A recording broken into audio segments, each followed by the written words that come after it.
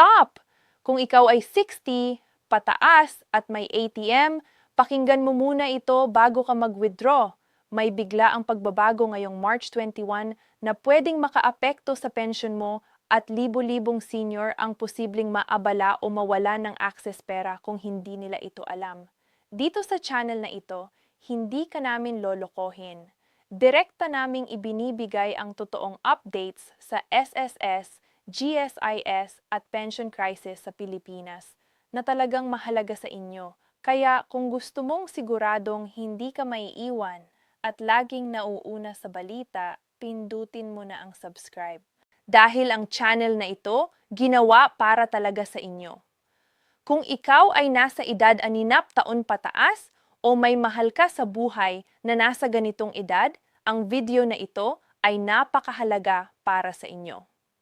Mangyaring panoorin ito hanggang sa katapusan dahil ang impormasyong ibabahagi namin na yon ay direktang nakakaapekto sa inyong pera, sa inyong mga ipon at sa inyong pang-araw-araw na pamumuhay.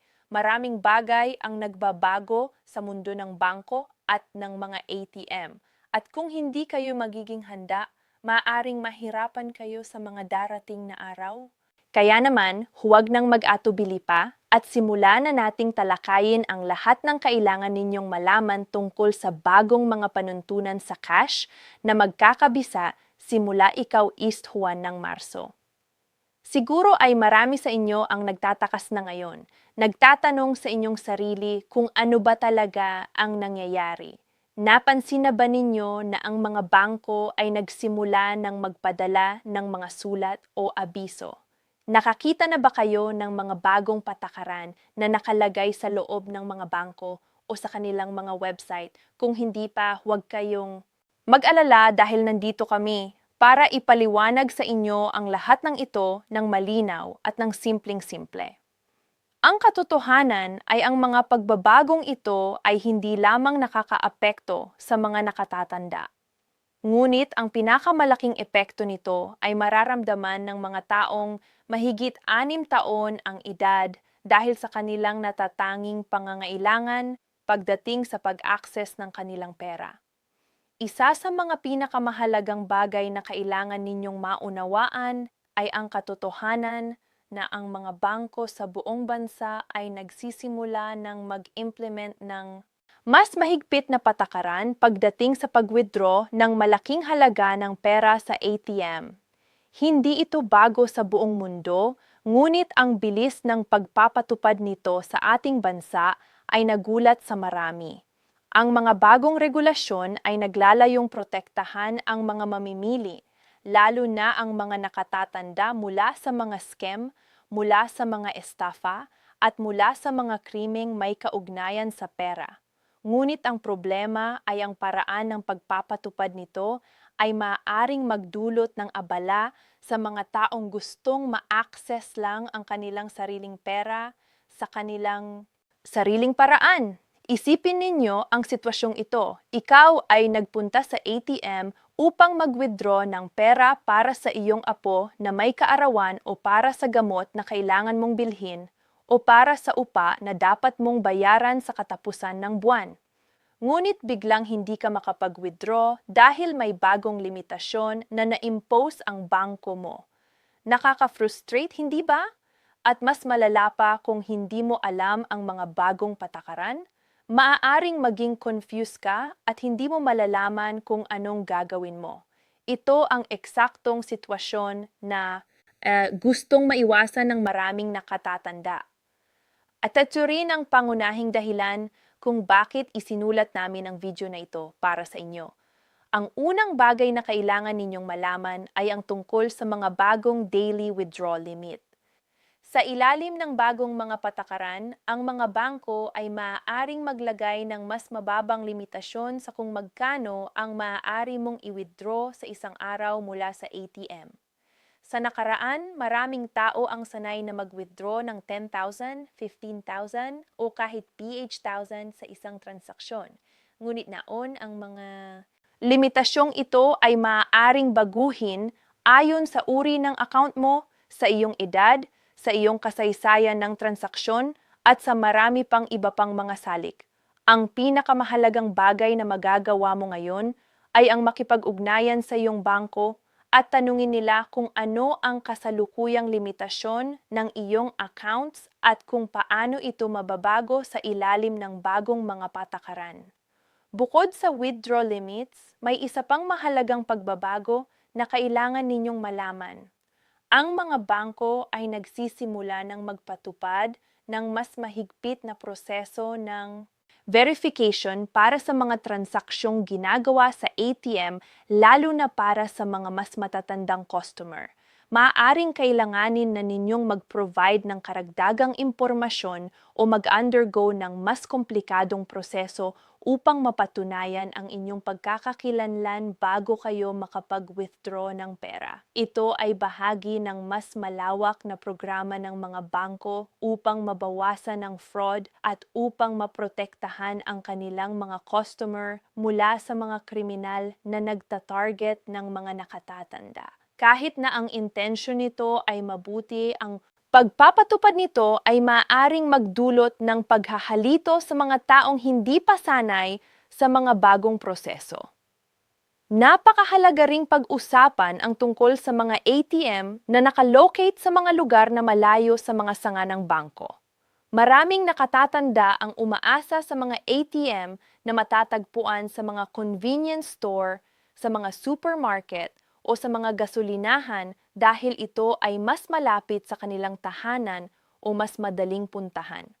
Ngunit sa ilalim ng bagong mga regulasyon, ang mga ATM na ito na tinatawag na off-premise ATMs ay maaaring magkaroon ng mas mahigpit na limitasyon kaysa sa mga ATM na matatagpuan sa loob o sa tabi ng mga opisyal na sangay ng bangko. Kaya naman kung kayo ay umaasa sa isang ATM na malapit sa inyo, ngunit hindi ito matatagpuan sa loob ng isang opisyal na sangay ng bangko, maaaring kailanganin ninyong baguhin ang inyong mga gawi pagdating sa pag-access ng inyong pera. Ngayon, pag-usapan natin ang tungkol sa kung ano ang dapat ninyong gawin upang mapanatili ang inyong access sa inyong pera nang walang abala. Ang pinakaunang hakbang ay ang makipag-usap sa inyong bangko ng personal. Huwag mag-atubiling pumunta sa pinakamalapit na sangay ng inyong bangko at tanungin ang isang teller o isang customer service representative tungkol sa mga bagong patakaran. Sabihin ninyo sa kanila ang inyong mga alalahanin at hilingin ninyong ipaliwanag sa inyo ang lahat ng mga pagbabago na makakaapekto sa inyong account. Ang mga empleyado ng bangko ay sinanay na tulungan ang mga customer at sila ay handang sagutin ang lahat ng inyong mga katanungan. Huwag kayong mahiyang magtanong dahil mas mabuti na magtanong ngayon kaysa mahirapan sa paglaon. Ang ikalawang hakbang na maaaring gawin ninyo ay ang pag-update ng inyong contact information sa inyong bangko. Ito ay napakahalaga dahil maraming bangko ang nagpapadala ng mga abiso at alerto sa pamamagitan ng text message o email kapag may mga pagbabago sa account o kapag may mga kahina-hinalang transaksyon. Kung ang inyong numero ng telepono o email address sa file ng inyong bangko ay lumana, maaaring hindi kayo makatatanggap ng mga importanteng abisong ito. Pumunta sa inyong sangay at i-update ang inyong contact information ngayon din. Ito ay isang simpleng hakbang, ngunit maaaring makapigil ng maraming problema sa hinaharap. Ang ikatlong bagay na dapat ninyong isaalang-alang ay ang pagbubukas ng online banking o mobile banking account. Kung wala pa kayang ganito, alam namin na maraming nakatatanda ang hindi komportable sa teknolohiya at yun ay ganap na naiintindihan. Ngunit sa panahon na iyon, ang online banking ay naging isang napakahalagang kasangkapan para pamamahalaan ng inyong mga pondo. Maaari kang mag-check ng iyong balanse, mag-transfer ng pera at makita ang iyong mga transaksyon nang hindi na kailangan pang pumunta sa ATM o sa bangko. Kung kayo ay interesado ngunit hindi alam kung paano magsimula, maaari kayong humingi ng tulong mula sa inyong mga anak, apo, o sa isang empleyado ng bangko na handa namang turuan kayo ng hakbang-hakbang. Ngunit hindi lang ito tungkol sa teknolohiya. Pag-usapan din natin ang tungkol sa kaligtasan lalo na para sa mga nakatatanda na regular na pumupunta sa ATM. Ang mga kriminal ay palaging naghahanap ng mga pagkakataon at ang mga ATM ay madalas na target ng mga magnanakaw at scammer. Sa ilalim ng bagong mga patakaran, ang mga bangko ay nagiging mas proactive sa pagprotekta sa kanilang mga customer. Ngunit meron ding mga bagay na magagawa ninyo para protektahan ang inyong sarili. Una, laging maging maingat sa inyong paligid kapag gumagamit ng ATM. Kung mayroong taong nakatayo ng masyadong malapit sa inyo o kung mayroong kahina-hinal lang bagay sa makina ng ATM, umalis agad at iulat ito sa inyong bangko. Huwag hayaang makita ng sino man ang inyong PIN at palaging i-cover ang inyong kamay kapag nagtatype kayo ng inyong code. Isa pang bagay na dapat ninyong malaman ay ang tungkol sa mga scam na nagtatarget ng mga nakatatanda. Ang mga kriminal ay madalas na nagpapanggap bilang mga empleyado ng bangko at tinatawagan ang mga nakatatanda upang manggolekta ng personal na impormasyon. Alalahanin ninyo na ang tunay na bangko ay hindi kailanman hihingi sa inyo ng inyong PIN, ng inyong buong account number o ng inyong password sa pamamagitan ng teleponyo or text message. Kung makatanggap kayo ng ganitong tawag o mensahe, ibabin nyo agad ang teleponyo at tawagan ang opisyal na numero ng inyong bangko upang i-verify kung tunay nga ito. Ang bagong mga patakaran na ipinapatupad simula ikaw ng Marso ay bahagi rin ng pagsisikap na mapigilan ang mga ganitong uri ng panloloko. Ngayon, gustong pag-usapan ang isang bagay na maaaring nakakaalarma sa marami sa inyo at ito ay ang posibilidad na maapektuhan ang inyong access sa inyong sariling pera. Alam naming maraming nakatatanda ang hindi gumagamit ng digital banking at lubos naming naiintindihan yon. Mayroon din silang karapatang ma-access ang kanilang pera sa tradisyonal na paraan sa pamamagitan ng ATM o sa pamamagitan ng personal na pagbisita sa bangko. Ang mga bagong patakaran ay hindi dapat gamitin bilang dahilan upang mapigilan ang mga nakatanda mula sa pag-access ng kanilang sariling pera. Kung sa tingin ninyo ay ang mga bagong patakaran ay hindi patas o nakakaapekto sa inyong kakayahang ma-access ang inyong pera, meron kayong karapatan na magreklamo sa inyong bangko at sa mga kinauukulan na autoridad. Pag-usapan din natin ang tungkol sa kahalagahan ng pagkakaroon ng panlabas na pondo o emergency fund. Ang bagong mga patakaran sa withdraw ay nagpapaalala sa amin sa lahat na mahalaga ang magkaroon ng ilang pera na nakaimbak sa tahanan para sa mga emergency. Hindi kami nagsasabing mag-imbak kayo ng malaking halaga ng pera sa inyong bahay dahil ito ay mapanganib at hindi ligtas. Ngunit ang pagkakaroon ng maliit na halaga ng cash para sa mga agarang pangangailangan, tulad ng pagbili ng gamot o pagbabayad ng kuryente ay isang matalinong hakbang. Gawin ito ng maingat at itago ang inyong pera sa isang ligtas na lugar sa loob ng inyong tahanan. Mahalagang banggitin din ang tungkol sa mga Social Security System o SS pensioners at Government Service Insurance System o GSIS pensioners na binabayaran ang kanilang pensyon sa pamamagitan ng ATM para sa mga nakatatanda na umaasa sa kanilang pensyon bilang pangunahing pinagkukunan ng kita. Ang mga pagbabago sa mga ATM withdrawal rules ay maaaring magkaroon ng direktang epekto sa kanilang pangaraw-araw na pamumuhay. Ang mga ahensya ng gobyerno ay karaniwang nagbibigay ng abiso tungkol sa anumang mga pagbabago sa paraan ng pagbabayad ng mga pensyon. Kaya naman mahalagang manatiling updated sa mga abiso mula sa SSS, GSIS, o anumang iba pang ahensya na nagbabayad sa inyo ng inyong mga benepisyo. Kung kayo ay may mga katanungan tungkol sa inyong pensyon, at sa kung paano ito maapektuhan ng mga bagong patakaran. Makipag-ugnayan agad sa inyong ahensya. Nais din naming pag-usapan ang tungkol sa kahalagahan ng pakikiusap sa inyong pamilya tungkol sa mga pagbabagong ito. Kung kayo ay may mga anak o apo, ibahagi sa kanila ang impormasyong natutunan ninyo sa video na ito. Maaari nilang tulungan kayo na mag-navigate sa mga bagong patakaran at maaari rin nilang siguraduhing ikaw ay may access sa inyong pera sa lahat ng oras. Ang pakikipagtulungan sa pamilya ay isang napakahalagang bahagi ng pamamahalaan ng inyong mga pinansyal na gawain, lalo na sa panahon ng mga pagbabago tulad ng mga ito. Huwag mag-atubiling humingi ng tulong mula sa mga taong pinagkakatiwalaan ninyo. Bukod sa pamilya, mayroon ding mga organisasyon at grupo ng komunidad na handang tumulong sa mga nakatatanda na mag-nave sa mga pagbabagong ito.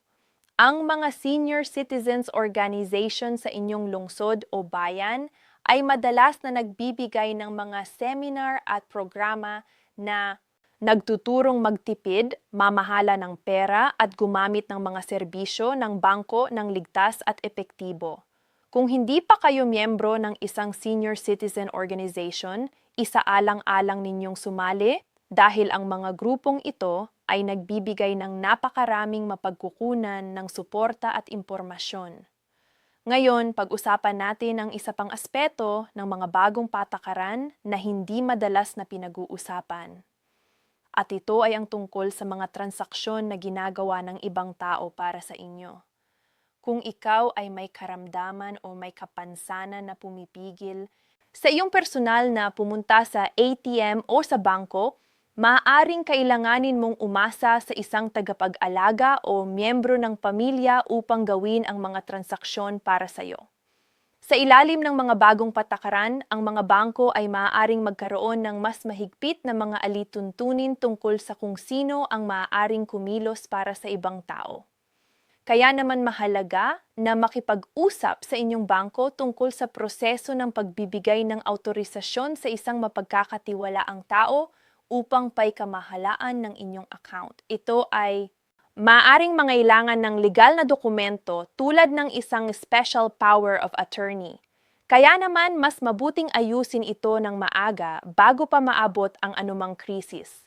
Isa pang issue na dapat talakayin ay ang mga bayad o charges na maaaring kasama sa mga bagong patakaran. Maraming bangko ang nadadag karagdagang bayad para sa ilang uri ng transaksyon at ang mga nakatatanda na may fixed income ay maaaring mas maramdaman ang epekto ng mga bayad na ito. Siguraduhin na alam ninyo ang lahat ng mga bayad na maaaring ma-charge sa inyong account at alamin kung paano maiwasan ang mga ito. Halimbawa, ang paggamit ng ATM ng ibang bangko ay karaniwang nadudulot ng karagdagang bayad. Kaya naman, kung posible, palaging gumamit ng ATM ng inyong sariling bangko upang maiwasan ang mga hindi kinakailangang gastos. Malaking parte rin ng pag-unawa sa mga bagong patakaran ay ang kaalaman tungkol sa inyong mga karapatan. Bilang isang consumer, bilang isang depositor at customer ng bangko, meron kayong mga karapatan na protektado ng batas. Kung sa tingin ninyo ay ang isang bangko ay hindi gumagalang sa inyong mga karapatan o kung sila ay nagpapatupad ng mga patakaran na hindi patas, meron kayong karapatang magreklamo sa Bangko Sentral ng Pilipinas o sa Bangko Sentral ng inyong bansa. Ang mga ahensyong ito ay nagtatag ng mga regulasyon para sa lahat ng mga bangko at sila ay may kapangyarihang imbestigahan ang mga reklamo at magpataw ng mga parusa kung kinakailangan. Huwag matakot na gamitin ang inyong karapatan kung naniniwala kayong kayo ay naging biktima ng hindi makatarungang pangtro. Habang papalapit ang ikaw is 1 ng Marso, nais naming ipaalala sa inyo ang mga pinakamahalaga at pinakapraktikong hakbang na dapat inyong gawin ngayon din. Pumunta sa inyong bangko at alamin ang inyong kasalukuyang withdrawal limits at kung paano ito mababago. I-update ang inyong contact information upang matanggap ninyo ang lahat ng mga abiso. Alamin kung may bagong verification requirements para sa mga ATM transactions. Isaalang-alang ang pagbubukas ng online o mobile banking account para sa mas madaling pamamahalaan ng inyong pondo. Palakayin ang mga pagbabagong ito sa inyong pamilya at sa inyong pinagkakatiwalaang mga tao. At huwag kalimutang palaging mag-ingat kapag gumagamit ng ATM at huwag ibahagi ang inyong PIN sa sinuman. Sa huli, nais naming ipaalala sa lahat ng aming mga manunood na ang mga pagbabago sa mundo ng bangko ay natural at hindi maiiwasan. Ang mga bagong patakaran ay hindi laging masama at marami sa kanila ay talagang naglalayong protektahan kayo at ang inyong pera. Ngunit ang susi sa pag-navigate ng mga pagbabagong ito ng matagumpay ay ang kaalaman at paghahanda. Ang video na ito ay ginawa para sa inyo. Para sa mga nakatatanda na deserving ng pinakamataas na antas ng proteksyon at suporta. Huwag hayaang surpresahin kayo ng mga bagong patakaran. Maging handa, maging informed at huwag mag-atubiling humingi ng tulong kung kailangan ninyo ito. Kung natagpuan ninyo kapakipakinabang video na ito, mangyaring i-share ito sa inyong mga kaibigan at pamilya, lalo na sa mga nakatatanda na maaaring naapektuhan ng mga bagong patakaran na ito. I-subscribe sa aming channel upang makatanggap ng pinakabagong impormasyon tungkol sa mga isong nakakaapekto sa mga senior citizens. At kung mayroon kayong mga katanungan o komento, huwag mag-atubiling ilagay ang mga ito sa comment section sa ibaba. Nandito kami para sa inyo at patuloy kaming magbibigay ng impormasyon na makakatulong sa inyo na mabuhay ng mas komportable at mas ligtas. Salamat sa inyong panonood at hanggang sa ating muling pagkikita. M.